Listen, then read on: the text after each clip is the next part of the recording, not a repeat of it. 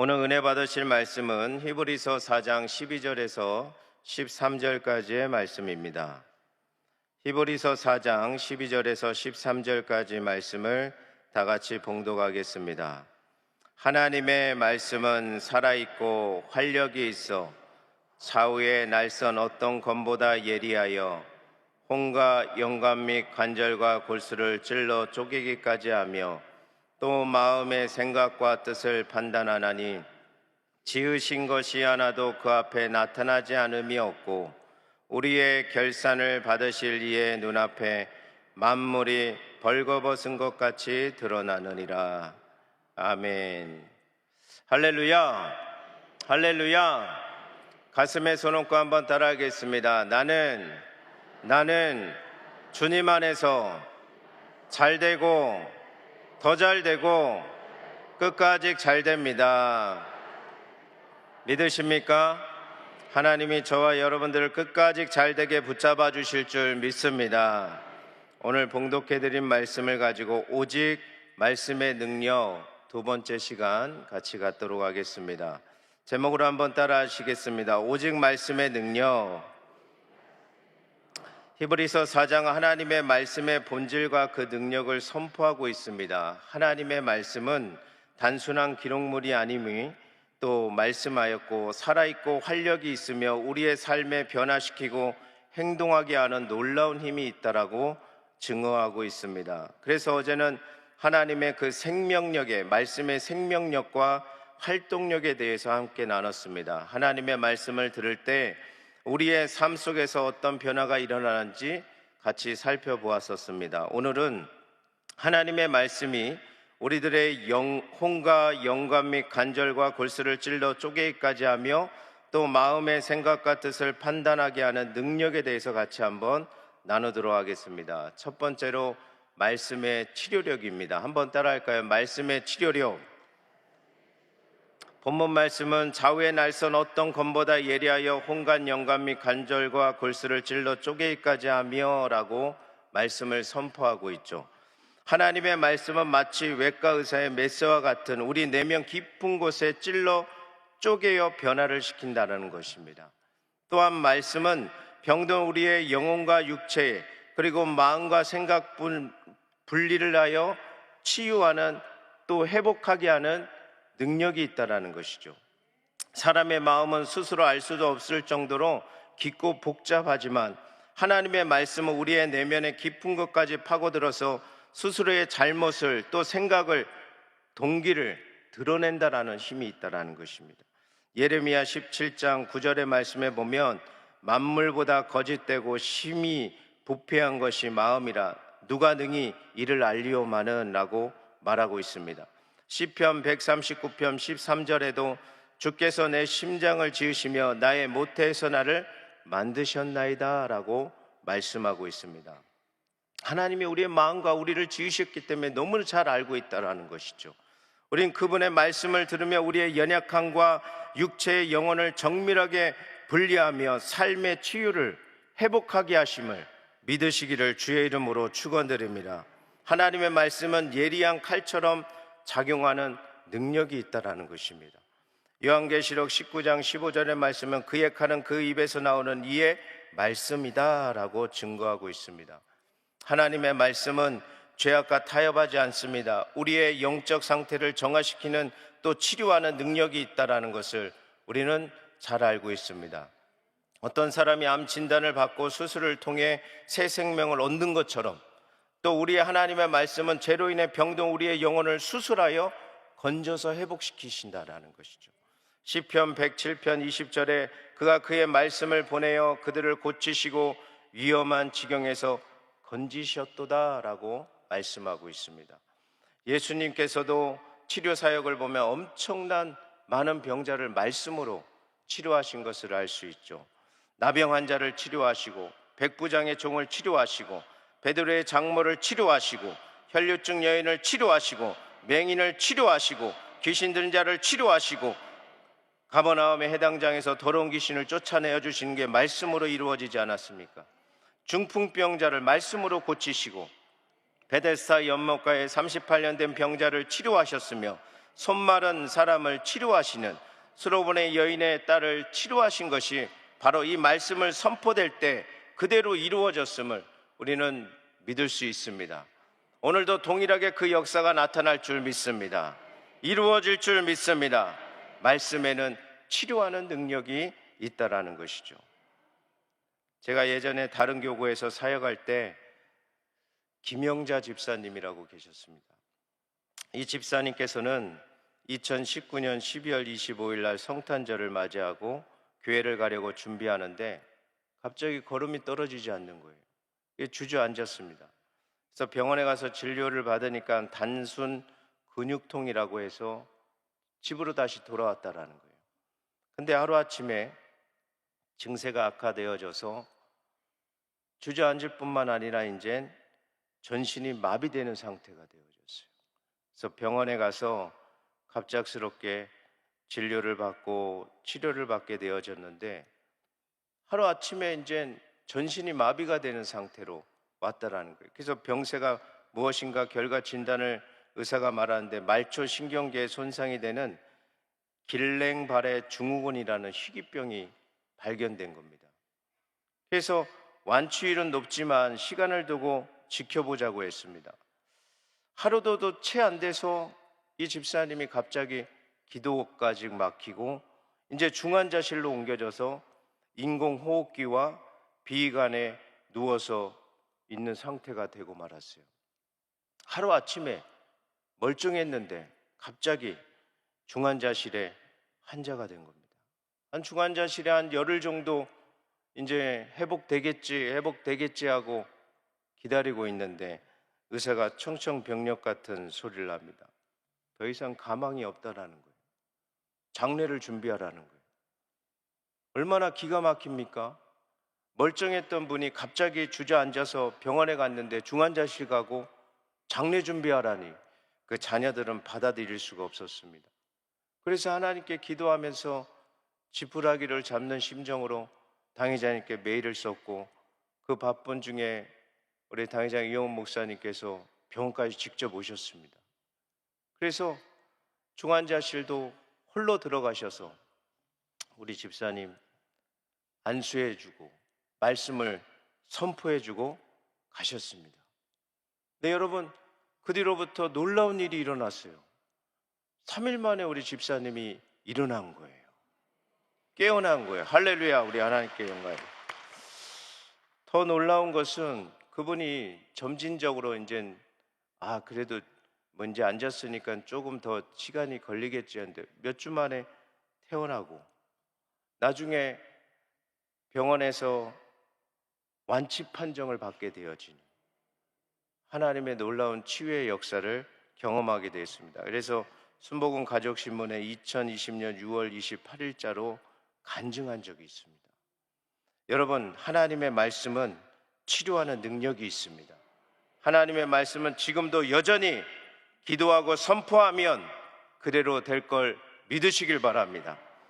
우리는 기도해야 됩니다. 모든 병은 떠나갈지어다, 사라질지어다, 예수 이름으로 치료를 받을지어다 라고 선포해야 될 줄 믿습니다. 우리의 육체뿐만 아니라 우리의 영적인 회복도 말씀을 통해 이루어 주신다라는 거죠. 시편 119편 50절에 이 말씀은 나의 고난 중에 위로라, 주의 말씀이 나를 살리셨기 때문이다 라고 고백합니다. 하나님의 말씀은 절망 가운데 있는 자들에게도 회복하고 치료하는 역사가 있음을 믿게 되어지길 바랍니다. 둘째로 말씀에 분별력이 있다라는 것이에요. 오늘 본문의 12절 말씀에 또 마음의 생각과 뜻을 판단하나니 라고 말씀하고 있죠. 분별력의 사전적 의미는 서로 다른 일이나 사물을 구별하는 가르는 능력이라고 말하고 있습니다. 옳고 그름에 판단하는 중심이 되게 한다는 거죠. 말씀은 우리들의 마음의 중심을 깨뚫어서 옳고 그름을 알게 한다는 것입니다. 하나님의 말씀은 우리들의 내면에 분명히 판단하게 하신다는 거죠. 그래서 우리의 마음에 하나님의 말씀을 비추어 인생길을 걸어가야 하는 것입니다. 내 뜻이 아니라 하나님의 뜻에 맞추어서 말씀에 비추어서 가야 될 줄 믿습니다. 시편 119편 105절의 말씀에 보면 주의 말씀은 내 발의 등이요 내 길의 빛이니이다라고 말씀하고 있습니다. 말씀은 우리의 길을 비추며 감추어진 죄를 드러내며 그래서 더욱 주님을 의지하며 하나님께로 가까이 나아가도록 인도해 주시는 것입니다. 고린도전서 14장 25절의 말씀에 보면 그 마음에 숨은 일들이 드러나게 되므로 엎드려 하나님께 경배하며 하나님의 참으로 너희 가운데 계심을 전파하리라 라고 선포하고 있습니다. 말씀의 선포를 통해 하나님의 마음에 은밀한 것이 드러나며 세상과 구별되어지는, 그래서 하나님께로 돌아오게 만드는 그런 힘이 있다라는 거죠. 우린 분별하여 살아가야 될 줄 믿습니다. 한 어머니가 아이와 함께 이름 있는 선생님을 찾아왔다고 합니다. 아주 유명한 선생님을 찾아왔다 그래요. 그래서 이 선생님께 이 어머니가 말합니다. 우리 아이는 워낙 총명해서 하나를 가르치면 열을 하는 아이입니다. 이렇게, 그런데도 불구하고 선생님 가르침을 부탁드립니다라고 말하고 돌아갔어요. 얼마 후에 그 어머니가 다시 찾아왔습니다. 선생님 어떻습니까? 매우 똑똑하죠? 이렇게 물었어요. 그때 선생님은 아이의 어머니에 이렇게 말했다고 합니다. 어머님 말씀대로 정말 아이가 하나를 가르치면 열을 합니다. 그런데 문제는 뭐냐면 가장 기본인 하나를 모른다는 것입니다. 예? 그런 이야기가 있어요. 세상의 지혜로 10가지를 알아도 인생의 근본이 하나님 말씀을 모르면 무슨 의미가 있겠습니까? 헛되고 마는 것입니다. 그래서 삶의 우선순위를 바로 잡아서 하나님의 말씀에 우리들의 삶을 분별하여 인도하여 주시는 것이 하나님의 말씀이라는 것이죠. 저와 여러분들이 그런 기준이 되어야 될 줄 믿습니다. 예수님의 일행이 예루살렘 근처 베다니에 이르러 날이 저물었습니다. 그곳에 마르다라는 여인이 예수님의 일행을 맞이하여 하루를 묵게 되어졌는데 저녁 준비에 분주하여 마르다는 열심히 저녁 준비를 하고 있었습니다. 그의 여동생은 마리아는 저녁 준비를 하지 않고 예수님 발 앞에 말씀을 듣고 있었죠. 마르다가 참다 못해 불평의 소리를 예수님께 합니다. 주님, 제 동생이 저에게만 일을 맡기고 있는데 가만히 계실 겁니까? 마리아더러 저를 좀 도우라고 일러주십시오 라고 이렇게 이야기했습니다. 그러나 예수님께서는 마르다야 마르다야, 화난 그를 2번이나 다정하게 부르시며 너는 많은 일에 마음을 쓰고 걱정하지만 실제로 중요한 것은 한 가지다. 마리아는 그 많은 것 중에 참 좋은 목을 택하였다고 칭찬하는 것입니다. 누가복음 10장 42절에 몇 가지만 하든지 혹은 한 가지만 하더라도 족하니라. 마리아는 이 좋은 편에 택하였으니 빼앗기지 아니하리라 하시니라고 말씀합니다. 하나님의 말씀에 비추면 신앙생활하면서 하나님께서 기뻐하시는 일이 무엇인지, 그리고 우리들의 삶의 우선순위가 무엇이 되어야 하는지 말씀을 들으면 우리가 무엇을 어떻게 해야 할지 분별하도록 하나님께서 인도하여 주시는 것입니다. 여러분, 이것을 잘 분별해야 되는 것입니다. 시간의 삶 속에서, 주어지는 삶 속에서 우리의 바른 하나님의 그 분별하여 우선순위를 바로 잡을 때 축복이 임할 줄 믿습니다. 하나님이 기뻐하실 줄 믿습니다. 저와 여러분의 삶 속에 말씀의 분별력을 가지고 기준을 삼고 하나님께 더욱더 나아가는 여러분 되시기를 주의 이름으로 축원드립니다. 세 번째로, 말씀에 감찰력이 있다라는 거죠. 한번 따라할까요? 말씀의 감찰력. 히브리서 4장 13절의 말씀에 지으신 것이 하나도 그 앞에 나타나지 않음이 없고 우리의 결산을 받으실 이의 눈앞에 만물이 벌거벗은 것 같이 드러나느니라. 하나님의 말씀은 우리의 모든 생각과 행동을 감찰하고 있다는 것입니다. 어떤 것도 하나님의 눈을 피할 수 없다는 것이죠. 시편 33편 13절에서 15절의 말씀에 보면 야훼께서 하늘에서 굽어보사 모든 인생을 살피시어 곧 그가 거하시는 곳에서 세상의 모든 거민들을 굽어 살피시는도다. 그는 그들 모두의 마음을 지으시며 그들의 하는 일을 굽어 살피시는 이로다라고 말씀하고 있습니다. 지금도 우리들의 인생을 굽어 살피시는 하나님이시며 감찰하고 있는 하나님임을 우리는 잊지 말아야 될 줄 믿습니다. 시편 94편 9절에 귀를 지으시니가 듣지 아니하시랴, 눈을 만드시니가 보지 아니하시라고 말씀하고 있습니다. 인간의 육신을 지으신 하나님께서 또한 인간의 마음을 지으신 분이기에 마음 속에 있는 생각과 의도를 속속들이 알고 계신다라는 것이죠. 하나님은 우리들의 삶의 모든 것을 알고 있습니다. 마음 깊은 것까지도 알고 계신다라는 것이죠. 고린도전서 2장 10절의 말씀에 보면 오직 하나님의 성령으로 이것을 우리에게 보이셨나니 성령은 모든 것 하나님의 깊은 것까지 통달하느니라 라고 말씀하고 있습니다. 말씀 앞에 비추면 숨길 것이 없습니다. 근데 여러분, 세상에서 제일 미련한 자가 누구인지 아십니까? 손바닥으로 하늘을 가리려고 하는 사람이 있습니다. 이 사람처럼 미련한 자가 없다라는 것이죠.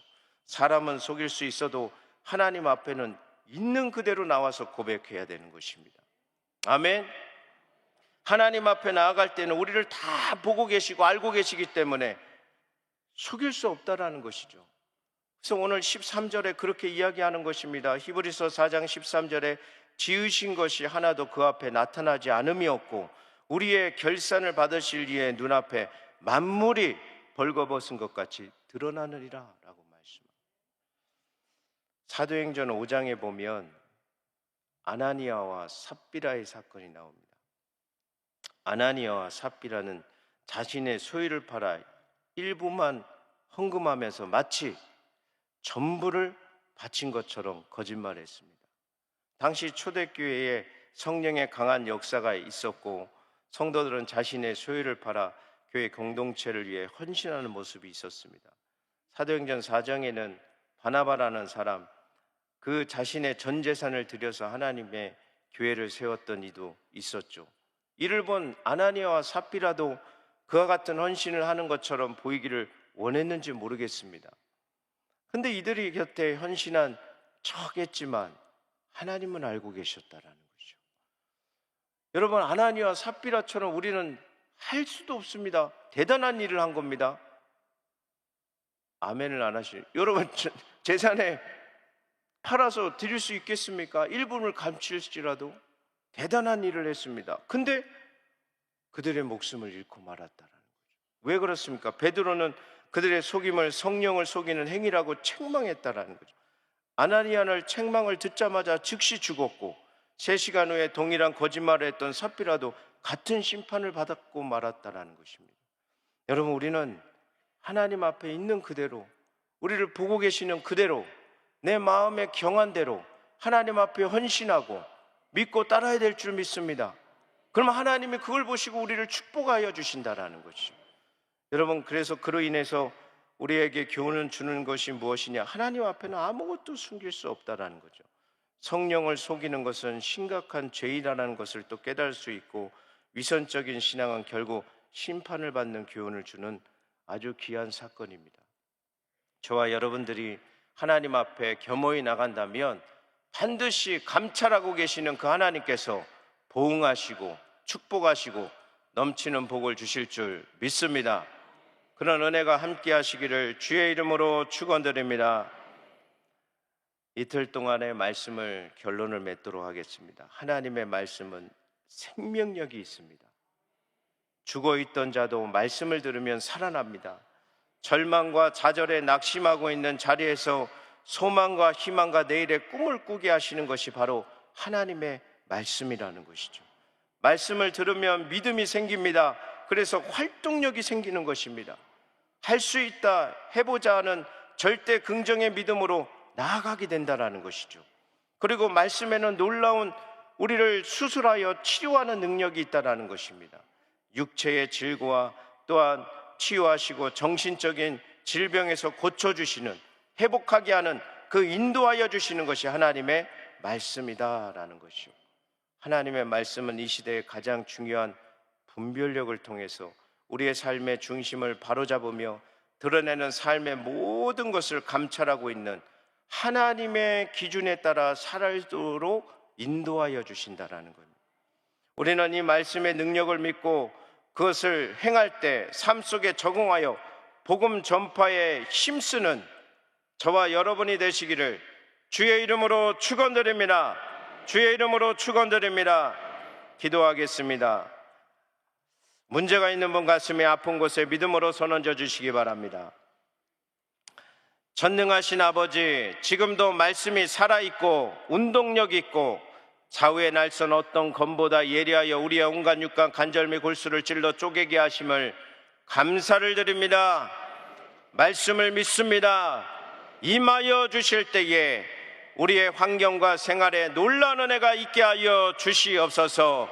문제가 문제되지 않게 하여 주시고 걱정이 걱정되지 않게 하여 주시며 우리 하나님 기도함으로 말씀을 선포할 때 문제는 떠나갈지어다, 예수 이름으로 떠나갈지어다, 사라지게 될지어다, 풀어지게 될지어다, 물질의 장막에 가정의 자녀들의 문제가 다 해결받게 하여 주시며 운행하는 직장과 사업 속에 번성함이 일어나게 하여 주시는 하나님의 복을 받게 하여 주시옵소서. 기도하고 말씀을 의지하는 곳에 깊은 곳에 그물을 내리면 찢어질 정도로 거두게 하시는 하나님의 은혜가 임할지어다. 주께서 우리 사랑하는 믿음의 성도님들의 육체를 친히 치료하여 주옵소서. 말씀으로 치료하여 주옵소서. 고쳐지게 하여 주옵소서. 모든 육체의 질과 질병과 병만은 이 시간에 묶음을 받고 떠나갈지어다, 떠나갈지어다, 예수 이름으로 사라질지어다, 고침을 받을지어다. 말씀을 믿습니다. 변함없는 그 말씀 선포될 때 믿는 자의 표적이 따르게 하여 주시고 병든 자에게 손을 얹은 나으리라 하신 대로 말씀대로 되게 하여 주옵소서. 하나님 아버지, 오늘도 각종의 질과 질병 속에 머리부터 발끝까지 오장육부 사지백체 뼈 마디마디 골수를 윤택하게 하여 주시옵소서. 하나님 아버지여, 오늘도 빈손으로 나오지 않고 하나님 앞에 드려지는 예물들이 있습니다. 기쁘게 받아 주시옵소서. 예물이의 30배, 60배, 100배, 1000배, 만배로 눌러흔들어 넘치도록 안겨 주시옵소서. 환경과 생활을 초월하여 물질의 복을 받고 나눠주고 꾸어주는 믿음의 백성들 다 되게 하여 주시옵소서. 모든 것 주께 감사드리오며 예수님의 이름으로 간절히 축복하고 기도하였습니다. 아멘. 하늘에 계신 우리 아버지여, 이름이 거룩히 여김을 받으시오며 나라가 임하시오며 뜻이 하늘에서 이루어진 것 같이 땅에서도 이루어지다. 오늘 우리에게 일용할 양식을 주시옵고 우리가 우리에게 죄 지은 자를 사하여 준 것 같이 우리 죄를 사하여 주시옵고 우리를 시험에 들게 하지 마시옵고 다만 악에서 구하시옵소서. 나라와 권세와 영광이 아버지께 영원히 있사옵나이다. 아멘.